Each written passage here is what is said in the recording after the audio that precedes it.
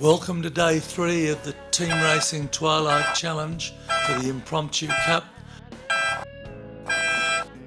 And tonight we have 2 new helms, Isaac on boat 3 and Ellie on boat 5. And Ellie makes a great start in this competition, to windward and in front, and Isaac is not far behind her. Great to see the young team racers doing well. There was a substantial shift to the left in the breeze just before the start, which pushed boat 6 a bit further down the line and made it difficult for boat 4 to get round the pin, which meant that those teammates were a bit closer to each other than they wanted to be, and as soon as she could get clear to do so, boat 6 tacks from starboard tack to port tack to clear the air of boat 4, and Ellie and her team tacked to cover.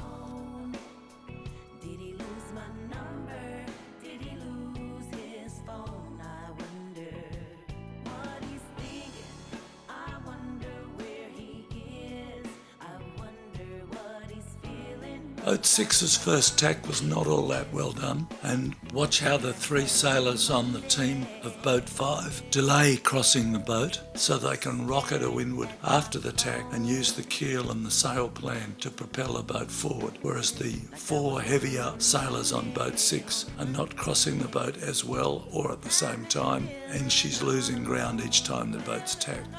So as the boats approach Mark 1 for the first time, the objective for the yellow team is to get boat 1 out of last place, which is what boat 6 is working on. For that strategy to be successful, of course, boat 4 needs to hold on to first place. And that's not entirely easy when you've got 2 opponents chasing you down and no protection from behind. Holding first place is very important in 3v3 team racing.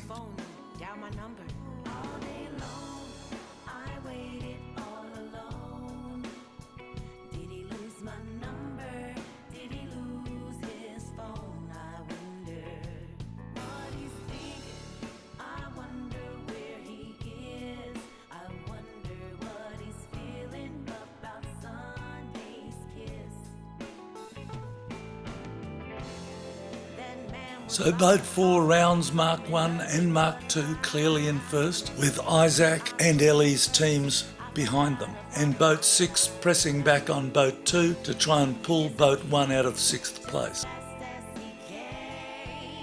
And in fact, boat 2 rounds Mark 1 in front of boat 6, but they're very close together, which is fine for boat 6 because the trailing boat has all of their cards downwind. And boat 5 was not all that far in front, so boat 6's task over the next part of the race is to slow down boat 2 and get boat 1 past her, and then take boat 1 up to boat 5 and see if they can work on her. The downwind battle was nicely set up. Watch what happens. The crew of boat 6 know that they have a weight disadvantage as opposed to the crew of boat 2, so they are not keen to fight the battle on a dead downwind leg because they are concerned that boat 2 would be considerably faster. So they try to take her to the left-hand ley line, or at least far enough to that side to let boat 1 jibe inside them, which they achieve, but then look up the racecourse to see that their teammate has lost first, so the strategy needs to change. In team racing, the best laid plans of mice and men oft go astray, so they head off to the bottom mark as quickly as they can in the hope that they can have some influence there. One of their objectives is to bring boat 2 back towards boat 1, so boats 6 and 1 can work together on boat 2, and in the hope that if they can get boat 2 under control, they might be able to have some influence on boat 5 at Mark 3. Ellie has managed to get control of boat 4 at Mark 3, and even though that has brought the race together, which gives the yellow team a chance, the combination the blue team now holds of first and second is unbeatable. So, firstly, boat 6 and 1 have to get control of boat 2, and secondly, boat 4 has to get back in front of boat 5. And for all that to happen, boat 6 realises she must round the mark close to the mark and in clear air. So you can see her drop back a little bit so that if the boats in front of her, who are sailing slowly, drift wide at the mark and leave her an opportunity, she can drive through it. Let's have a look and see what happens. Boat 6 has got complete control of boat 2 and the opportunity to slow her down and secure 5th place for yellow. Then it's up to boats 4 and 1 to chase down boat 5. But Ellie and her team keep the legs simple, sail to the ley line and come back in the stronger pressure that's obvious on the water out there, well clear. The yellow team had very little option but to look for a 5-degree shift on the right-hand side to get themselves back into the race, but unfortunately for them it didn't happen, and to be fair, it hadn't happened very much on the night.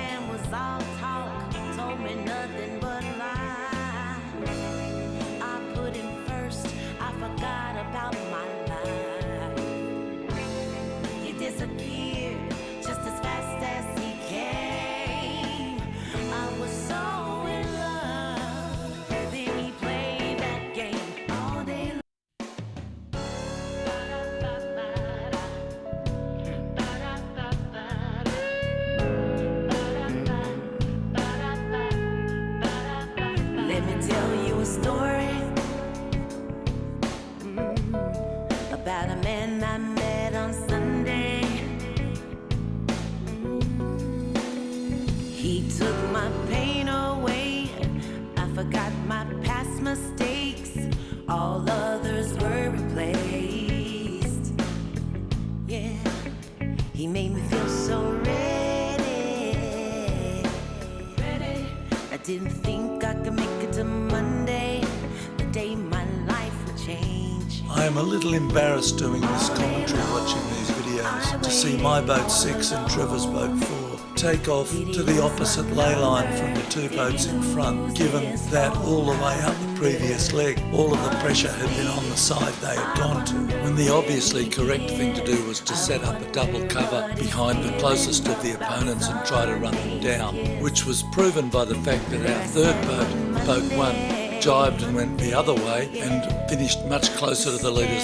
The youth teams sailed beautifully and thoroughly deserved their win. Like I was waiting on Monday,